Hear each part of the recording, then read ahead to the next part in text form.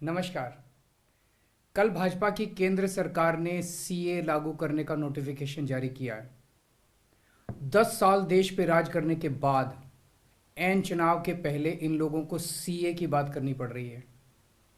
अगर 10 साल में कुछ अच्छा काम कर लेते तो शायद आज सीए की जगह अपने कामों पे वोट मांग रहे होते। आज देश के सामने सबसे बड़ी समस्या महंगाई और बेरोजगारी की है। किसी को भी घर चलाना मुश्किल हो रहा है, इतनी ज़्यादा महंगाई हो गई है, कमर तोड़ महंगाई हो रही है। उधर हमारे युवा दर दर की ठोकरें खा रहे हैं रोजगार के लिए, उनके ऊपर डंडे लाठियां बरसाई जा रही हैं।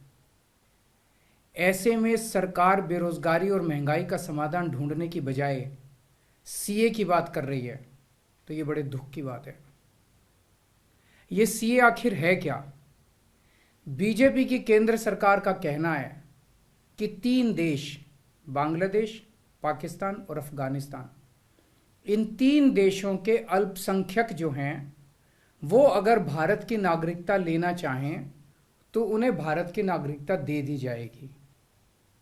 इसका मतलब बड़ी संख्या में यहाँ से अल्पसंख्यकों को हमारे देश में लाया जाएगा, उनको रोजगार दिए जाएंगे, उनके लिए घर बनाए जाएंगे, उनको यहाँ बसाया जाएगा। अजीब बात है ना।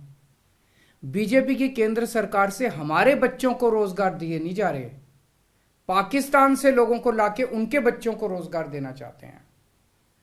हमारे लोगों के पास तो घर नहीं है, भारत के तो ढेरों लोग बेघर हैं, लेकिन बीजेपी वाले पाकिस्तान से लोगों को लाके उन्हें भारत में बसाना चाहते हैं, उनको घर देना चाहते हैं। हमारे रोजगार उनके बच्चों को देना चाहते हैं, हमारे हक के घर उनमें पाकिस्तानियों को बसाना चाहते हैं। भारत सरकार का जो सरकारी पैसा हमारे परिवार और देश के विकास पे खर्च होना चाहिए, वो पैसा पाकिस्तानियों को भारत में बसाने पे खर्च किया जाएगा।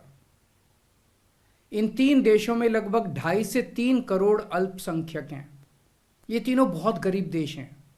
जैसे ही भारत के दरवाजे खुलेंगे, इन 3 देशों से भारी भीड़ हमारे भारत में आ जाएगी।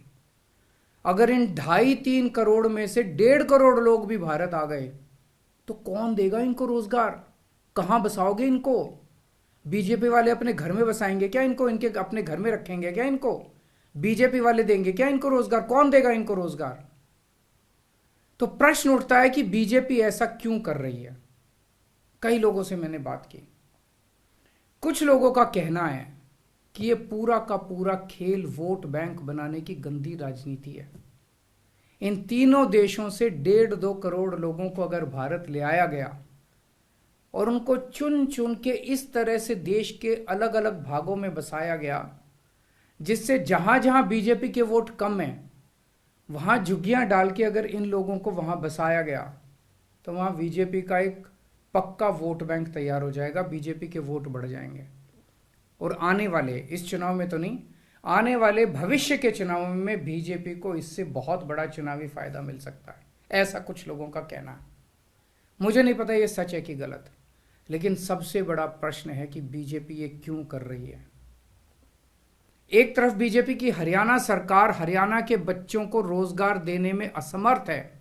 रोजगार के लिए हरियाणा सरकार अपने बच्चों को इजराइल भेज रही है।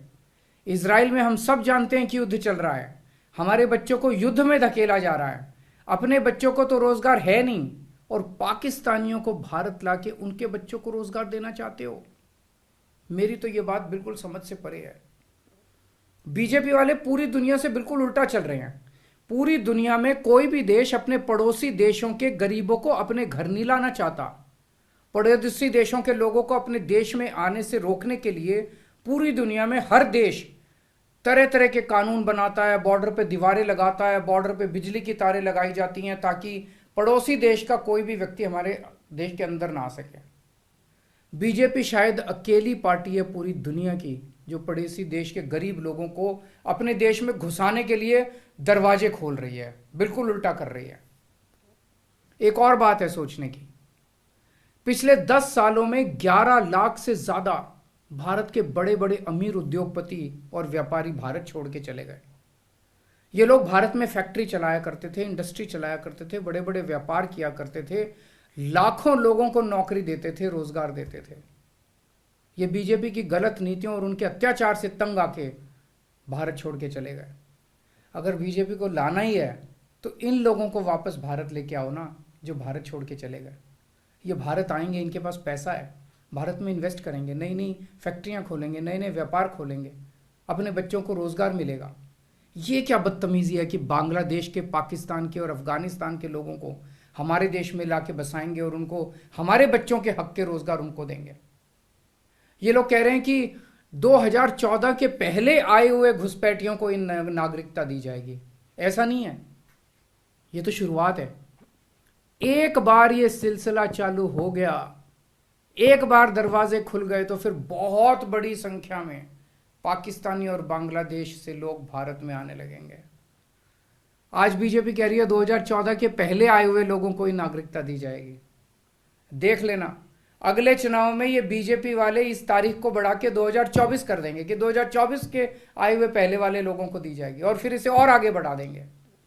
मोटी मोटी बात यह है कि पाकिस्तानियों और बांग्लादेशियों के लिए भारी संख्या में भारत आने के लिए बीजेपी सरकार ने दरवाजे खोल दिए। ये देश के लिए बेहद खतरनाक है, और इसका सबसे ज्यादा खामियाजा उत्तर पूर्व, नॉर्थ ईस्टर्न स्टेट्स भुगत रहे हैं, खासकर आसाम। आसाम के लोगों की भाषा और संस्कृति खतरे में पड़ चुकी है, क्योंकि वहां पे बांग्लादेश से इतनी बड़ी संख्या के ऊपर इलीगल माइग्रेशन हुआ है। अब बीजेपी कह रही है कि इलीगल माइग्रेंट जो आए हैं उनको हम नागरिकता देंगे, उनको हम बसाएंगे, आसाम में बसाएंगे। आसाम के लोग बहुत नाराज हैं। एक तरह से देखा जाए तो हेमंत बिश्व शर्मा जो बीजेपी के मुख्यमंत्री हैं, उन्होंने धोखा दिया अपने लोगों को।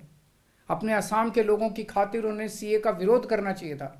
उन्हें कहना चाहिए था कि असम के लोगों की संस्कृति और भाषा दोनों खतरे में है, ये बिल्कुल बर्दाश्त नहीं किया जाएगा।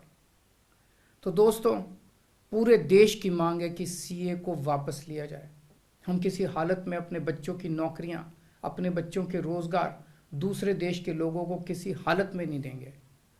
और अगर बीजेपी नहीं मानती तो इसको वापस नहीं लेती, तो इस चुनाव के अंदर बीजेपी के खिलाफ वोट करके आप अपना गुस्सा जाहिर कीजिए। नमस्कार।